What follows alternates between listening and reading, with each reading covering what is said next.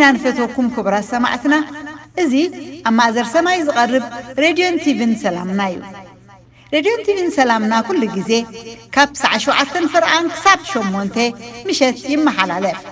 كم وترو لهم سنبتون باستفلالي أقل قلت زغرب مدبنا كتكتاتلو بحاقوس نقدمكم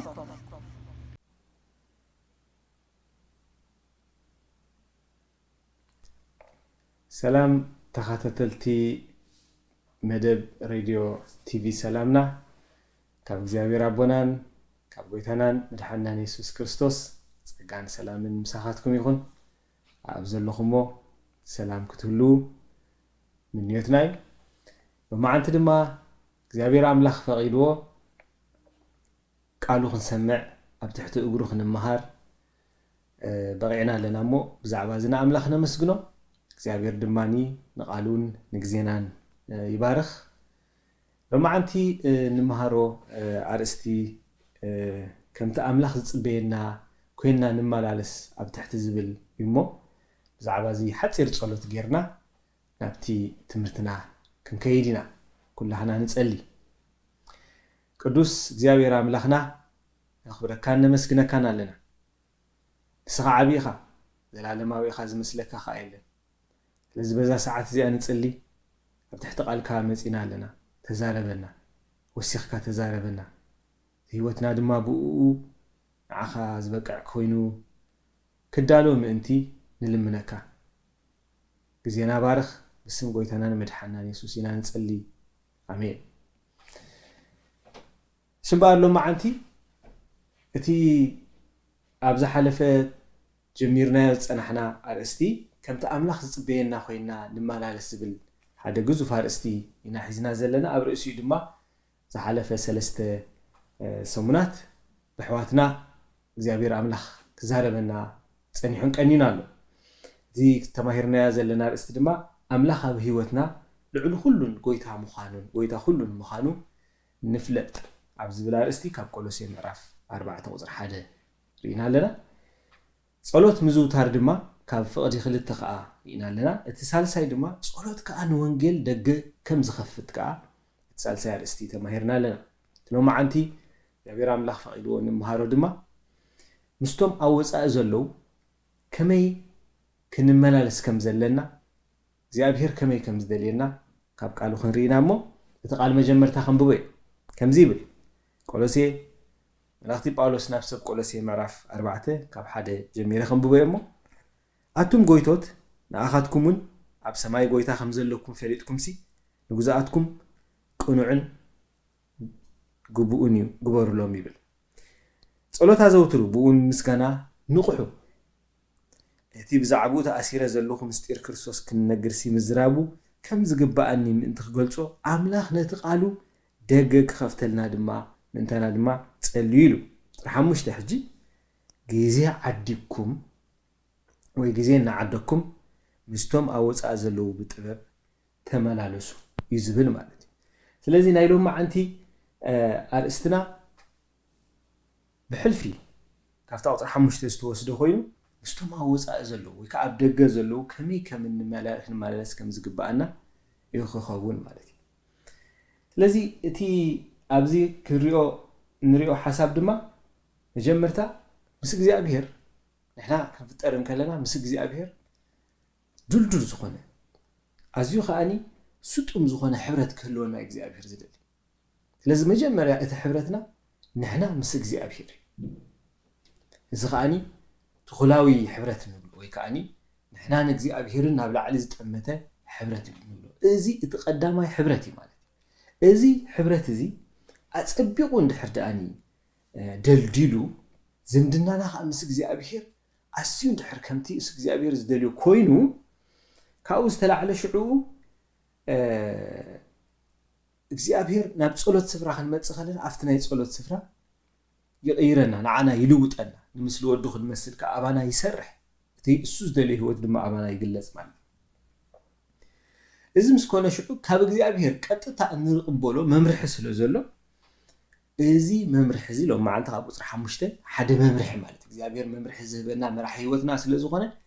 እቲ ዝህበና መምርሒ እንታይ ከም ዝመስል ብኡ ድማ ከመይ ክንመላለስ ከም ዘለና እግዚአብሔር ካብ ቃሉ ክምህረናይ ማለት እዩ ጽቡቅ ብርግጽ ኣብ ህይወት መቸም ከምቲ ኣብ ዝሓለፈ ካ ዝተማሃርናዮ ትምህርቲ ወይ ከኣኒ ቃል ኣምላኽ ብዛዕባ ጸሎት ክነግረና ከሎ ጸሎት ኣብ ሓደ ዕጹው ስፍራ ኾንካ እትጽልዮ ምስ እግዚአብሔር እትዘራረቡ ወይ ከኣኒ እግዚአብሔር ንዓኻ ዝዛረበካ ስኻ ድማ ንእግዚአብሔር እትዛረበሉ መድረኽ እዩ ጸሎት ማለት ጸሎት ኣብ ሕቡእ እዩ ዝግበር ጸሎት ኣብ ዕጹው ማዕጾ እዩ ዝግበር ወከናይ ክርስቶስ ዛረብን ክምህርን ከሎ ኸማን ክትጽልዩ ከለኹም ወይ ከዓ ክትጽልይ ከለኻ ኢሉ እንታይ ማዕጾኻ ዕጾ ስለዚ ጸሎት ማዕጾኻ ዓጺኻ እቲ ናይ ሰማይ ማዕጾ ግን ከፊትካ እቲ ናይ ሰማይ መስኮት ግን ከፊትካ እትገብሮ ርክብ እዩ ምስ እግዚአብሔር ጸሎት ግን ኣብ ሓደ ዕጹው ገዛ ኣብ ሓደ ዕጹው ስፍራ ጥራይ ከኣኒ ይግበር እኳ እንተኾነ ህይወትና ግን ካብ ዕጹው ስፍራ ወጻኢ ናይ ሓቂ ናብራ ወይ ከዓ ሪል ላይፍ እትነብርካ እያ ማለት እዩ ባር ከምኡ እንድሕር ደኣ ኮይና እቲ ኣብ ዕጹው ቦታ ኮይና ምስ እግዚአብሔር እንዛረቦ ሓደ ህይወት ሓደ ክፋል ናይ ህይወትና እዩ ካፍቲ ዝተዓጽወ ቦታና ድማኒ ወፂና ከኣኒ ምስ ካልኦት ሰባት ዝምድና ከኣለና ማለት እዩ እዚ ንጋድም ዝኾነ ዝምድና እዩ ማለት ምስ ሰባት ብሕልፊ ግን ኣብ ዝሎም መዓንቲ ንሪኦ እቶም ዘይኣመንቲ ሰባት ወይ ከኣኒ እቶም ብወፃኢ ዘለዉ ኣብ ወፃኢ ዘለዉ ኢልዎም ዘሎ መጽሓፍ ቅዱስ ምሳታቶም ከመይ ጌርና ክንመላለስ ከም ዘለና ስለዚ ካፍቲ ዕጹው ገዛና ካፍቲ ዕጹው ማዕጾና ናብ ደገ ምስ ወፃናስ እንታይ ኢና ንመስ ክንጽሊ ከለና እንታይ ክንጽሊ ከም ዘለና ከመይ ክንጽሊ ከም ዘለና እንታይ ትዕዝቶ ጸሎትና እንታይ ኢና ክንብል ዘለና ሓቀኛ ጸሎት ገለ ዝብሉ ነገራት ኣለውና ማለት ንሱ ምስ ገበርና ግና ኣብ ዕጹው ገዛ ጥራይ ደይኮንና ሕጂ ካብቲ ዕጹው ገዛ ወፂና ኣብ ቃልዕ ምስ ካልኦት ሰባት ምስ ብሕብረት ከዓ ንነብር ስለ ዝኾንና ካብኡ ከመይ ጌርና ከም እንመላለስ እግዚአብሔር መምርሒ ይብልና ኣሎ ኣብ ቃል ነቲ መምርሒና ካሎም መዓንቲ ክንሪኦ ማለት እዩ ስለዚ ጸሎት ብስቕሬታ ካብ ናይ ስፍራ ጸሎት ናብቲ ሰብ ዘለዎ ቦታ ወፃኻስ ከመይ ኢኻ ትነብር ዝብል እዩ እቲ ናይ ሎም መዓንቲ ትምህርትና መንፈስ ቅዱስ ድማ ከምኡ እዩ ክምህረና ማለት እዩ ብሕቂኻ እዛ ንነብረላ ዘለና ዓለም ከዓ ተዓዛብያ ስለዚ ምስ ወፃና ነቲ ህይወትና ዝዕዘቡ ሰባት ኣለዉ ብሕልፊ ዘይኣመንቲ ህይወትና ይዕዘብዎ ስለ ዝኾኑ ይከታተልዎ ስለ ዝኾኑ ካብኡ ገለ ነገር ከምኡውን ክሪኡን ይደልዩ ስለ ዝኾኑ ኣብኡ ከመይ ጌርና ኢና ገዛእ ርእስና ጽቡቕ ጌርና ክንገልጻ ዘለና ንክርስቶስ ወኪልና ንኣምላኽ ወኪልና ናይ ክርስቶስ ኣምባሳደራት ኮይንና ናይቲ መድሕናን ናይቲ ክቡር ጎይታናን ህይወት ዝመስል ክንንጸባረቕ ምእንቲ እግዚአብሔር ኣምላኽ ዝሃበና ባይታ ኸ ወይ ከዓ ናይ ከምዚ ናይ ጾወታ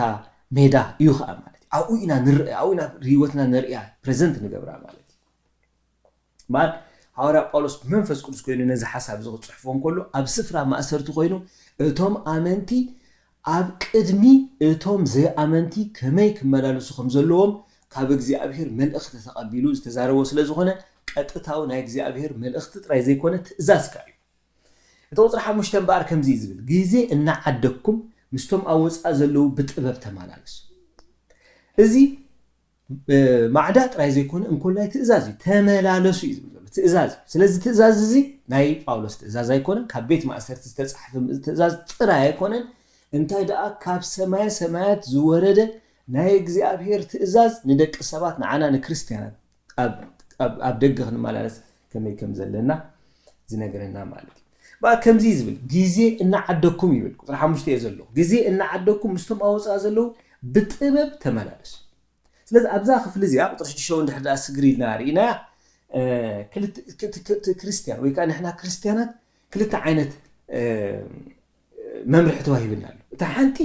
ናብራና ወይ ከዓ ምምላስና እንታይ ክኸውን ከም ዘለዎ እታ ካልአይቲ ከዓ ዘረባና እንታይ ክኸውን ከም ዘለዎ እታ ዘረባና ስለዚ እታ ዘረባና እንታይ ከም ዘለዎ ናይ ሎም ዓን ትምህርትና ኣይኮነን ኣብዛ ናይ ሎም ዓን ትምህርትና ግን እቲ ናብራና እቲ ኣካይዳና እቲ ምምላስና እንታይ ክመስል ከም ዘለዎ ነጊርና ኣሎ ብንጹር ማለት እዩ ባንታይ ኢሉ ጅምር ግዜ እናዓደኩም እዚ ምዕዳግ ዝብል ቃል ብርግጽ ከምዚ ናይ ዕዳጋ ቃል እዩ ማለት እዩ ኣብ ዕዳጋ ምስከድና ገንዘብ ከፊልና ሓደ ንብረት ንዕድግ ስለዚ እዚ ምዕዳግ ዝብል ቃል ኣብ ዕዳጋ ንጥቀመሉ ቃል እቲ ክዕደግ ተደልዩ ዘሎ ግን እንታይ መቸም ሐዋርያ ጳውሎስ ብዛዕባ ኣቑሑት ኣይኮነን ዓድጉ ዝብለና ዘሎ ዝብላዕ ዝስተ ኣይኮነን ሐዋርያ ጳውሎስ ዓድጉ ወይ ክትዕድጉ ዘለኩም ዝብለና ዘሎ ኣብዚ ትዕድግ ተባሂሉ ዘሎ ግዜ ክዕደግ ተደልዩ ዘሎ ግዜ እናዓደኩ ግን ግዜ ከመይ ጌርና ኢና ንዕድጎ ግዜ ከመይ ጌርና ኢና ንዕድጎ እንታይ ዓይነት ግዜ ኢና ክንዕድግ ተደልዩ ዘሎ መጽሓፍ ቅዱስና ተነንብብ ከለና ነቲ ግዜ ዝብል ቃል ብሕልፊ ናይ ሓድሽ ኪዳን መጽሓፍቲ ወይ ከዓ ናይ ሓድሽ ኪዳን ቅዱስ ጽሑፋት ብቋንቋ ግሪክ ጥሪእ ስለ ዝተጻሕፈ እቲ ግዜ ዝብል ክልተ ትርጉም ከም ዘለዎ እዮም ናይ መጽሓፍ ቅዱስ ዝዛረቡ እቲ ቀዳማይ መስርዕ ተኸቲሉ ዝመጽእ ግዜ ኣምነት ሎሚ ኢልናልና ጽባሕ ድሕሪ ጽባሕ እዚ መስርዕ ዝተኸተለ ወይ ከዓ ሎሚ ዓመት ጽባሕ ድሕሪ ዝመጽእ ዘሎ ዓመት ድሕሪ ዘሎ ዓመት እዚ ግዜ ተኸቲሉ ዝመጽእ ግዜ እቲ ካልኣይ ግዜ ግን ሓደ ምቹእ ሃዋህው ወይ ከዓ ሓደ ፍሉይ ኩነታት ዝፍጠረሉ ግዜ ማለት ወይ ከዓ ዝፍጠረሉ ሃዋህው ማለት ንኣብነት ኣብ ቅድሚ ተወሰነ ዓመታት ኣብ ዓለምና ሓደ ሕማም ብዓለም ደረጃ ተቀላቂሉ ነይሩ ማለት እዩ ስለዚ ኩሉ ዓለም እንታይ ላ ትዛረብ ነይራ እዚ ግዜ እዚ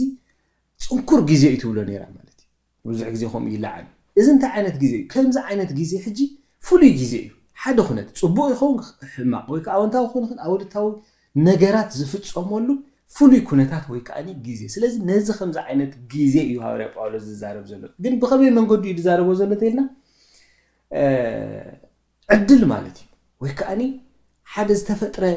ኣጋጣሚ ጽቡቕ ኣጋጣሚ ከም ማለት እዩ ንዕኡ ዓድግዎ ይብለን ንጽቡቕ ኣጋጣሚ ዓድግዎ ግን ከመይ ማለትና ንጽቡቕ ኣጋጣሚ ከመይ ጌርና ንዓድጎ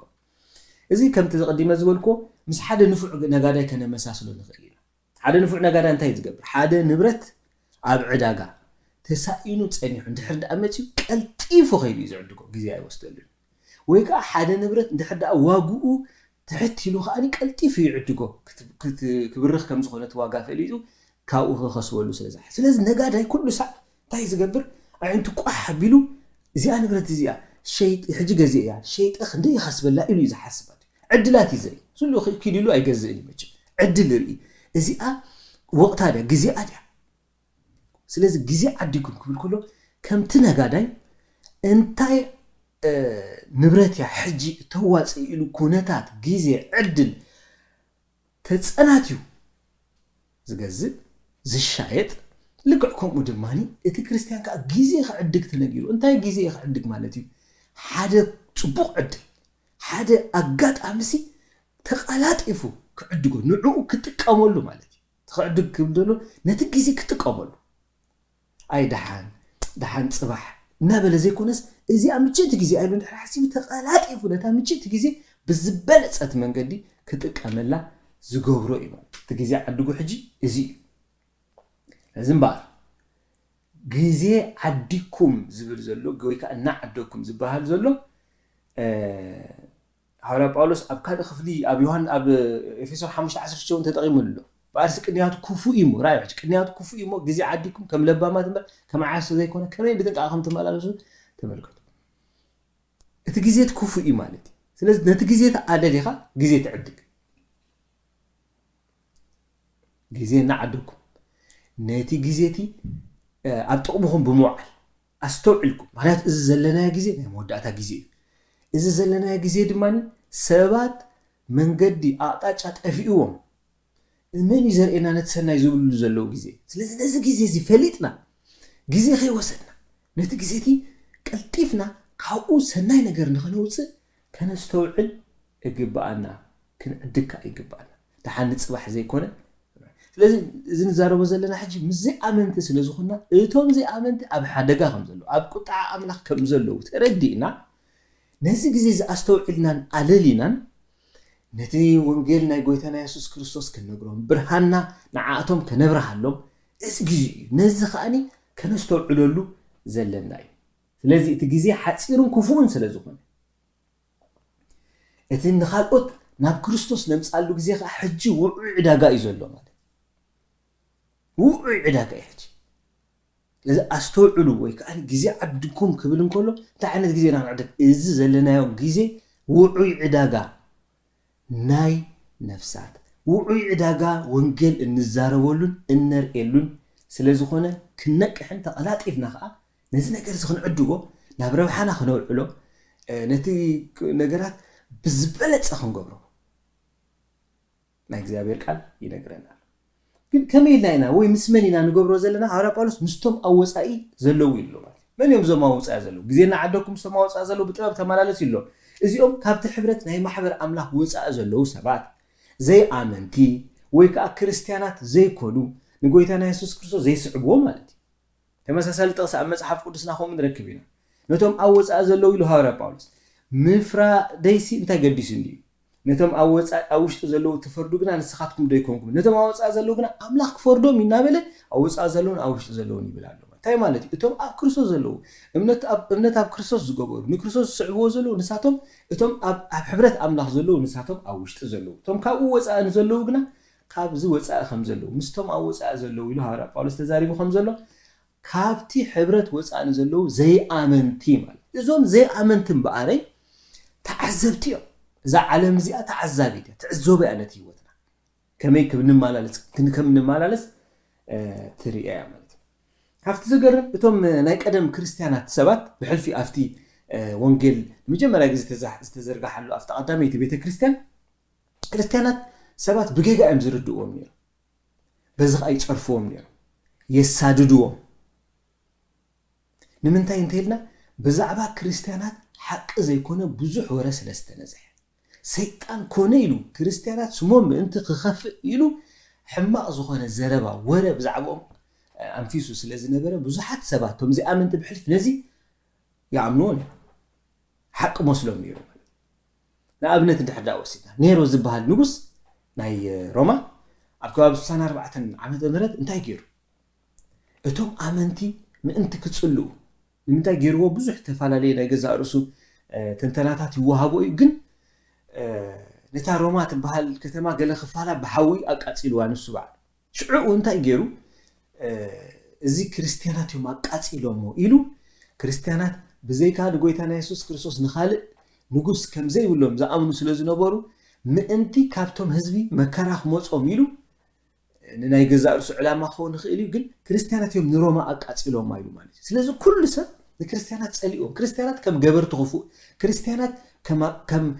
ንንጉስ ዘይሰግዱ ክርስቲያናት ከም ፈጺሞም ንስልጣን ዘይእዘዙ ከም ፈጺሞም ዘይዘገባን ከም ዘይሃገራን እዮም ክሳዕ ዝረኣዩ ገይሩ ኣጸሊሞም ኣኽፊእዎም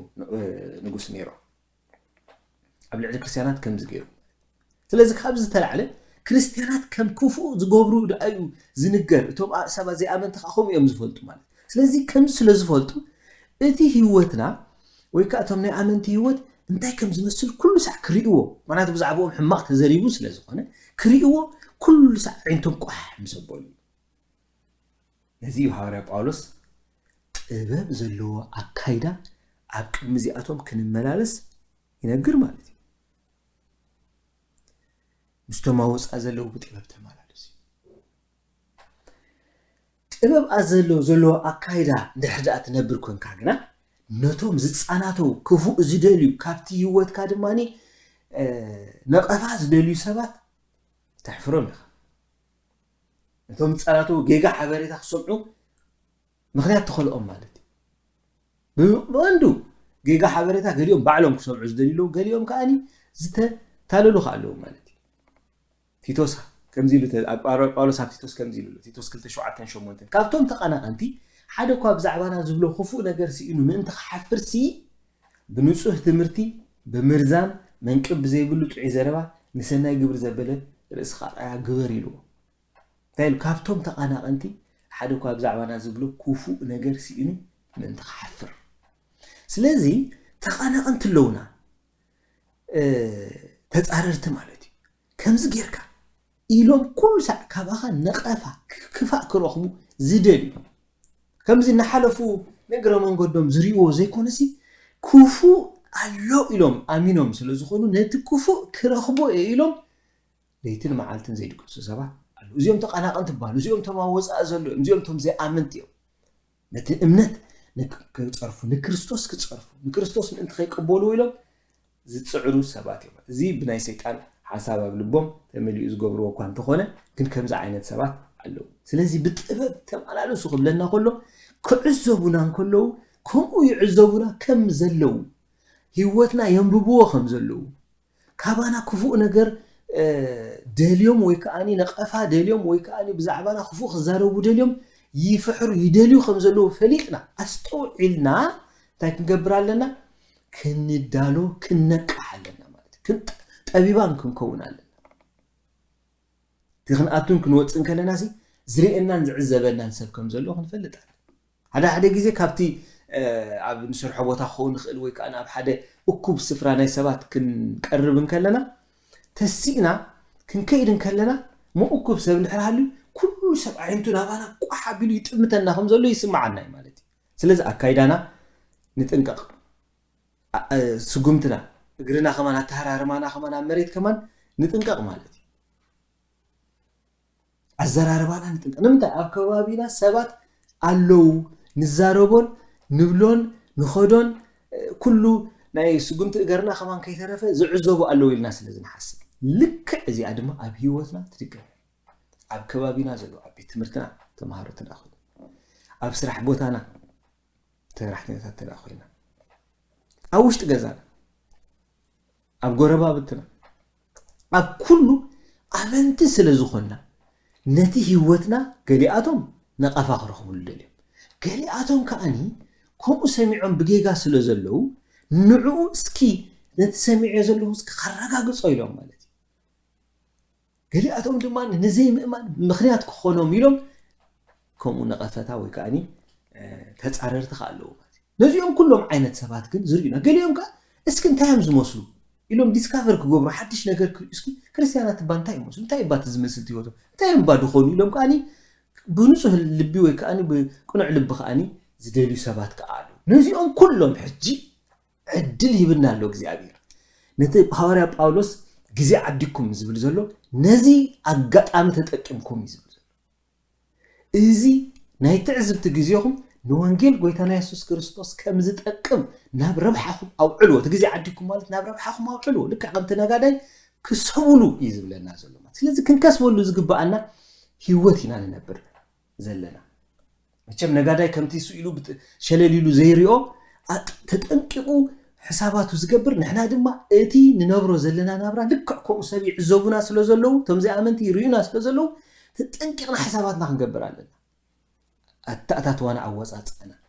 ከመይ ክንመላለስ ከም ዘለና ከመይ ከማን ክንክደን ከም ዘለና እዚ ኩሉ ከማን አስተውዕልና ተጠንቅቅና ክንገብሮ ይግባል بتقبل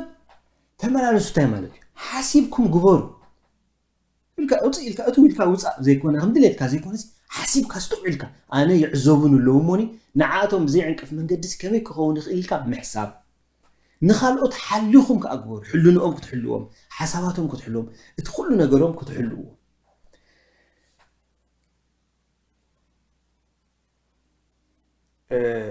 نزغل نمغبار دما قال املاح ናይ ጥበብ ቃል ስለዝኾነ ቃል አምላክ ከመይ ክንመላለስ ከም ዘለና ነጊርና ስለዚህ ነቲ ቃሉ እንድሕር ዳገርና አስተውዕልናን በጥበብ ከአቅሚኦም እንመላለስ ከም ዘለና ስለዚህ ክርስቲያናት አመንቲ አያሽኹሉ ይብሎም ትይሎም በቃ አነንታ ይገድሽኒ ናተይ ጥራይ ኩብሉ ይብሎም መስተዋልቲ ንኻልኦት ዝጥንቀቁ ንኻልኦት ዝሓልዩ ንኻልኦት ዝዕንቅፉ ኾኑ ይግብኦም ማለት አያሽኹሉ ይብሎም ትይሎም በሃውሩ ዝኸዱ ኾኑ ይብሎም ንኻልኦት ዝዕንቅፉ بزعبا أكايدهم فتسيمهم بقى تاتازي بلو أزراربهم متاو موصهم مورالهم أكادان بهم نبعل ده زيتهم قوات كوينهم يتيك زي أبير ذهبهم عدل يبالاشوا علو مالتي انتهي أبا أنصارو نحنا نتنا قويتنا يسوس كريستوس برهان كنبره أبزبوتا زتقمتنا أمدر زتقمتنا برهاناتي صحف قدس كوميزبل أما أكل إذا كأنن توايو ندوزي منكب زي بلو من جروحات حفت زي بلو مولد أملاك كنكم كم برهانات أب علم اتبرهون أنتي كتكونوا فيليب ما عرف كل توزر على الستر بعد ويتابع علو دما كم خانتو صبو قبركم ريوم أب سمايات نزلوا أبوكم أنت خمس جنوه برهانكم أب قدم سب يبرح إلي سلازي فاتينا سألينا نحنا نتوم أب سلمات زلوا كنبره أم مدرز تقمتنا برهاناتنا تبرهاننا حاجة خمي غيرنا نبروي أب كرن زلا ختمة ولا يكال كنحب عين خلنا هيوتنا لك عم أب كرن زلا ختمة هيوتنا لك كم زبرهان باع مسبله يقول مسبره سلازي كل ساعة نتأمتها لنا أبتعزبتينا زلنا أبنا يبوزحات سبات ناي عينتهم رادارينا آتينا زلنا مو خمزين نحب أخوينو كنمسكر له مال كم يجرنا أنا نمسكر له بهيوتنا جزي نعدوكم يلو نخل أجد أمي نونجل كم زربح جرنا نعات وعدا قايلنا نعاتهم سي كم يجري يروحهم إلا أستوعلنا حسينا مستمع وصح زلو مالتي كنا مالا لسن كلنا مالاتو وانجيل بزربات رايز نجر ايكون وانجيل وبزربا رايز نجر جن كاب زربا حليفو جن بهيوتنا لايف ستايلنا خالي كنجرالو حدا اكايدو زي معري زخونه سب دحدا ريو نتي زي امان زي نتي زي معري هيوتو طراي ديكون زي نتي وانجيل ناي غويتانا يسوس كريستوس كمان يناشو ينعقوي اي توانجيل اندي بهم قدومهم نيرو يبلنا ات هيوتنا جن نتي اب وانجيل اما القدسات صحفات تصحفو زلو وانجيل زدمق هو تتصحف ازيو نلت هيوتو كمان او يرألو ينصبارق الله كنبحال يزغبانا حوار باولوس انت يلو نتيتوس نغزات يلو نتي تمرت እግዚአብሔር መድሐና ምን ተخسلمو بقول لا حيويت امنت كريومبر مدها اتخيكونون نغويتوتهم كززو كغزو دارغا زي مرسو بكل باكبلو كونو ما عدوهم يلو راي وحج مار ازي زنببنا يا خفلي تايلو نت تمرتي እግዚአብሔር مدحنا من تخسلمو قال املاح سلمي فصمي قنعي ግን نت تسلمو زلو قال املاح نحنا خنوبرو خلنا سبات ووت وانجيل نزي يزمسل كبلو عدل يرو يريو ميلنا يعزوبيو حاتي إذا خنا نستوعلو زغبانا سبات بزتفعلالي مخنيات مصحف قدس ناي زي منباب نزي منباب كوسنو خليو قالياتهم منباب سلازي يقولوا مصحف قدس كينبو خليو قالياتهم دماني كنبو خليو كردو خليو ግን ጊዜ የብሎ ምን ካብዙሕ ህይወቶ ማብዕዮ ስለስተጸንደ ኮነ قالياتهم ካሸነል ኩብሉ خليو ብዙሕ ተፈላለየ ምክንያት ሰባት መጽሐፍ ቅዱስ ንኸይንብቦ ይኽእሉ እዮም ሓደ ነገር ግና ከይንብቦ ሓልፉ ዘይክእሉ ግና ንዓና ግን ይርኢና ወግሕ ፀብሐ ይርኢና ስለዘለዉ ንዓና ግን ከይንብቡና ክኸዱ ይኽእሉ ስለዚ እቶም መጽሐፍ ቅዱስ ከንብቡ ዕድል ዘይረኸቡ ሰባት ንሕና ኢና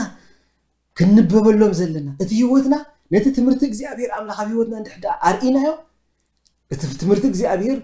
ምስ ፈለጦ እዋ እዚ ክርስቲያናት ከምዚኦም ዝነብሩ ኢሎም ተደኒቖም نعملها نامسجونو نبيوت من أنتم ملصو بزيوتنا وانجيل كنسب كلهم يجبعنا أتم كم جبرت كي جيرهم زحمي خم زلويلو هاريا بيتروس سنة يجبروهم ريهم بتام حتى أنا أملاخ من أنتم مسجونو أما أكل هذا أكيدهم أتصبوا سيز أكيدنا نحن أتصبوا وانجيلنا نسب خزلنا أهنا تتزاربه السيو أنت زي كوينو خد تهيوتنا جن كلهم زنبوه مزحفينا فتينا تسألينا نحن أن ننبب مزحفينا ስለዚህ ሰባት የንብቡና ከም ዘለው ፈሊጥና ጽቡቅ ገጽ ነርእዮም እቲ ገጽና እቲ ዘንብብዎ ገጽ ጽቡቅ ደስብል ትማርኽ ትሕዞም ክትከው ይግባይ ማለት ሓደ ግዜ ሓደ ሰብ ወንጌል ክነግር ኣብ ልቡ ሁሉ ሰዓት ይነዶ ስለዝነበረ ከይዱ ንሓደ ዝፈልጦ ሰብ ወንጌል ናይ ጎይታ ኢየሱስ ክርስቶስ ይነግሮ ነይሩ ማለት ናነገሩ ቆሎ ምድሓን ጎይታ ኢየሱስ ክርስቶስ ከመይ ከም ዝፍጸም ህይወትና ናነገሩ ቆሎ حساب يلو حساب تسمع زنبر أنا يلو مالتي كابز نسخة خاب أفكاز وصل زلوا زربا تسمع كابز تزاربوا زلخا دمسسي نلعلي تهيوتك عونا بلس يصب من نسلو زلس نزربا هاي سمعاني زلو خيلو كاي مالتي مسيلكم اتسب هيوتو صبغاي نبر اتحمق هيوتو دماني كافتي زربا قالوا عاو بزبله دمسي سلا دوصه شفينو خصمعي كاله تسب شعود كسمعك يكلني له مغنياتو هيوتك عونا بلا تحمق هيوتك عونا بلا أسمي مني كسمعك يكلني له وانجيل بقى هيوت انت زي بلو وانجيل بقى أرأينا هيوتنا عند حد زي تختيلو من زرابنا كنت يزخون ስለዚህ እቲ ቀንድን እቲ ቁም ነገርን ህይወትና እንታይ ክኾና ኣለዎ ማለትይ ንክርአ ኣለዎ ስለዚ ኣሞዳታ እዚ ክፍሊ እዚ እንታይ ዝምህረና ንሕና ከምቶም ጥበበኛታት ኣብ ቅድሚ እዚ ኣመንቲ እንመላለስ ስለ ዝኾንና ነቲ ዝኽርኸናይ ዕድል ወንጌል ንምርኣይ ህይወትና ንምርኣይ እቲ ህይወትና ድማ ወንጌል ንምስባኽ ክንጥቀመሉ ንኽእል ኢና ማለት እዩ ስለዚ ዝተዋሂባና ዘላ ሓፃር ዕድመ ወንጌል ብህይወትና ክንሰብኽ زي أمنتي لنا مصحف قدس أنببون يوم نحنا قلنا ننبب مصحف سلازخونا تاخن ببوا زخولو مصحف نحنا سلازخونا إذا مصحف زيها طعمتن صبقتن كوينا كتمارخهم ناب كريستوس كأمنت ختم صوم ناب مدحان كختم صوم مأنتي بتأخ نملالس زرخنا يا جزء نزل نجارزي نولعله نجزيابير أملاخ زخو زبقع هيوت نمبر إذا خا تأزازي خمتزي أما جمرتها زنببنا تأزازي انتايلو جزينا عدكم مستوما وسأزلو بتقبب تملالسو سلازي حوادي بتقبب نملالس زعلم زيا لومي تتقفي أزلا سلازي أنا نسخاتكم هيوتنا أكايدنا أتصدقنا كافتم علماوي هيوت تبلينا انتاي أنا حراخوين عندي كم دليتي ديكونا نو جزيابير كم زغ نبري زقباني لا تنقوقات مستوعلتي لبامات كينا أب أكوب هزبكم كون كلنا سبات كرينا كله إتنا كايدانا نرأى خمس لنا أستوعلنا ننبب كم زلنا أستوعلنا نتي هوتنا وانجيل كسبخ سنايك نزارب سنايك نجبر سبات كنحقف كين فلالي نخلو خاب بفقر خنرئي نا إجزابير أملاخ فقرنا ما بز كنريوم إجزابير يدلينا نزي سمعنا يقال أب هيوتنا خطرقوم إجزابير حجزنا زنبب هيوتك إجزابير هابنا سلسمعكمني أملاخ باركم بزعبا زر استحجح حد تصير جزي صلاة نقبرنا مو كلاتنا نسأل آمين إجزابير أملاخ ناسكي نلمنه حتى يزي تواهي بالنازلو قليل حدري كونا نسي إجزابير بقلو يزي زاربا نازلو خاب سماء سماعات كم تزبلنا يا دماني لو ما عنت انتهينا لنا كمتي نقادا كم تشقات انتهينا خنقبر زلنا إذا جزيزي أوعيتي لا عداقا جزي حجينا خنبلا تسألا زلنا كنبل جزينا خنستوعل زيابير كرد الناس كنسأل وزيابير عملاخي اللي منك هلو تباب المستوعلن هبلنا أبز خفوق النزماون ولدو أبز نمود أتها زمن كا سبات ناب طفقات زغويلو زلو غزي أنا قنا إذا غزي زي وانجيل نغرولو غزي إذا غزي زي سبات نصلولو غزي كم زخونه خنستوعل مستوعل طببن هابنا واملاخيل كان الله طبب هابنا قدوس املاخنا نسخا طبب هابنا طبب كابخا يزركب لذي واملاخ طبب هابنا عاي እግዚአብሔር حجزني طبب هابني سمعتي خم دما እግዚአብሔር املاخ طبب هابني واملاخ دق خاينا نبل سبات كلاتنا طبب هابنا كم كل سبنا اتنوص نبلع نستن طراي زي كوناس ابز مدرزي وانجيل كن وج كاتقمطنا سلازلنا نزي ነገር خنغبر واملاخ كزينا حج خمس قنه توعي جزي حج خمس قنه كنستوعل ردانا تصلخ اسك حواتيكم تاينا خنقبر زقبانا احنا ننبب مصحفينا يلنا لنا علم تعزبنا نفتو نطلع بسرح بوتانا سبات عزوبنا كنا اتخلص كما يزنبر لهم كل انت شو نبلو خيترافه كمان سبات يعزبوا لازم حواتي نتسلسكي وእግዚአብሔር አምላክ ጥበብ መስዋዕልን ሃልና ሰማያዊ አምላክ ንልምነካ መስተዋዕልቲ ግበረና ወአምላክ ሓደራኻ ብጥበብ ክንመላለስ እግዚአብሔር አምላክ እዛሎ ማዓንቲ ዝነብራ ዘለኹ ናብራሲ ሰባት ይሪእዋ ስለ ደለዉ ናይ ጎይታና ኢየሱስ ክርስቶስ ብርሃን ከብርህ ኣነ ብርሃን ኣብዚ ዓለም እዚኣ ኮይነ ክግለጽ ብዝሃብካኒ ብርሃን ንብዙሓት ብርሃን ከብርሃሎም ናይ ቃልካ ብርሃን ከብርሃሎም ክትረዳእኒ ኢልና እስኪ ንጸሊ ወኣምላኽ ቶም ዘንብቡኒ ሕማቕ ከየንብቡ ምእንቲ ህይወተይ ሓሉ ወኣምላኽ ልምነካ ኣለኹ ቶም ዝሪኡኒ ሓብ ህይወተይ ሕማቕ ከይሪኡ ይልምነካ ኣለኹ በካይዳና እግዚኣብሔር ኣምላኽ ጥንቁቓት ክንከውን ንሕና ንንበብ መጽሓፍ ከም ዝኾንና ዝተወዒልና እግዚኣብሔር ኣምላኽ ንጸልስ ክኹም ኢልና ለካ ሰባት ዕዘቡን እዮም ለካ ሰባት ሪኡን ኣለዉ እዮም ስለዚ ነቲ ዝሪእዎ ምእንቲ ናብ ብርሃን ከምጽኦም ናብቲ ክርስቶስ ናብቲ ሓቀኛ ብርሃን ምንጭ ኩሉ ብርሃን ከዓ ዝኾነ ምእንቲ ከምጽኦም ሲ ኣነ እቲ ብርሃን ንሓቂ ክገልጽ ርድኣኒ ብሕብረት ክንጸሊ ኢና ቅዱስን ዘለኣለማውን እግዚኣብሔር ኣምላኽና ብጎይታናን ብመድሓኒናን ብኢየሱስ ክርስቶስ ስም ነመስግነካን ንባረኸካን ኣለና በዚ መዓልቲ እዚ ሰናይ ፈቓድካ ኮይኑ ቃልካ ስለ ዝመሃርካና ተመስገን በዚ ቃል እዚ ድማ እግዚኣብሔር ኣምላኽ ክትሕድሰናን ክትልውጠና ንጸሊ ኣለና እቲ ተዋህበና ዕድል ብግቡእ ክንጥቀመሉ መስተውዓል ትግበረና ወኣምላኽ ነቲ ሓቂ መን እዩ ዘርእየና ዝብሉ ብዙሓት ዝተደናገሩ ኣብዚ ዓለም እዚኣ ኣለዉ ንጸልየሎም ኣለና በዚ ሰዓት እዚ ልቦም ክኽፈት እግዚአብሔር አምላክ ንወንጌል ጎይታና ኢየሱስ ክርስቶስ ከቀበለው ድማ አምሮም ክትከፍተሎም ንጽሊ ሰማይ አምላክ ደጊምና ንጽልልና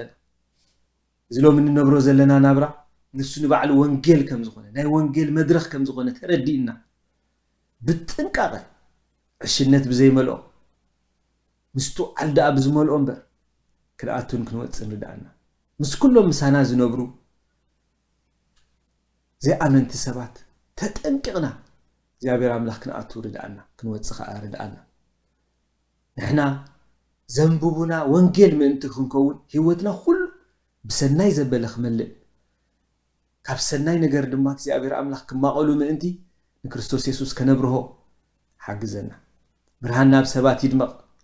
ካብ ክፉ ኣድሕነና ካብቶም ዝጻናቱና ዝጻረሩና ናድሕነና እግዚአብሔር አምላክ እቲ ህይወትና ግና ብኩሉ አጋጣሚ ብኩሉ ዕድላት ናይ ክርስቶስ ኢየሱስ ወንጌልን ከነብርሃሉ ንኽእል ህይወት ናብራ ሰናይ ካይዳ ምልአና እዚ ስለትገብረልና ነመስግነካ ኣለና ክብሪ ሁሉ ድማ ብመድሓናን ብጎይታናን ብኢየሱስ ስምዓኻ ይኹን አሜን ስለዚ ነዛ ሰማዕና ቃል እግዚአብሔር ኣብ ልብና ይባርኽ እግዚአብሔር ይባርኽኩም ኣብ ዝወዲናል ወለዲ መርገም ሓዲግና ስለ ደቅና ናብ ጸሎት ንመለስ ሐዋርያ ጳውሎስ ኣብቲ ኣብ መወዳእታ ዘመን ክፉእ ዘመን ከም ዝመጽእ ጠንቂቕና ኣሎ ስለዚ ነቲ ኣብ መንጎናን ኣብ መንጎ ደቅናን ተፈጢሩ ዘሎ ናይ ዕድመ ጋግ ንኽንርድኦም ከይከኣለና ኣእዛናን ደገ ልብናን ከፊትና ንኽንሰምዖም ምእንቲ ስለ ገዛእ ርእስና ንኹሉ ንጸሊ ብሰንኪ ኣብ ኩሉ ኩርናዓት ህይወት ዘጋጥሞም ጸቕጢ ወጥሪ ፍርሂ ምሽቕራር ካብ ዘይደልይዎ ሓደገኛ ውሳኔታት ድሒኖም ቅርዑውን ጥዕን ንርሑቕ ዝዓለመ ህይወት ንኽመርሑ ንጸልየሎም ካብቲ ኣብ ልዕሊ መንእሰያት ተፈንዩ ዘሎ መንፈስ ናይ ርክሰት ዕብዳንን ግብረ ሰደማውነትን ካልእን ንኽዕቀቡ ነቲ ሓቀኛ መገዲ ኣምላኽ ክረኽብዎ ብዕረፍቲ ንኽመላለሱ ነቲ ኣብዛ ዓለም እዚኣ ዝገዝእ ዘሎ ክፉእ መንፈስ ብንጹር ኣልልዮም ካብ መርበቡ ሓራ ኮይኖም ነቲ ጽቡቕ ብምድላይ ህይወቶም ኣብ ትሕቲ መንፈስ ቅዱስን ቃል ኣምላኽን ንኸግዝኡ ንጸልየሎም ካብ ትዕቢትን ትምክሕትን ርሒቖም ንገዛእ ርእሶም ትሕት ብምባል ንገጽ ዓበይቲ ክፈርሁን ከኽብሩን ንጸልየሎም ደጋጊምና ንጸልየሎም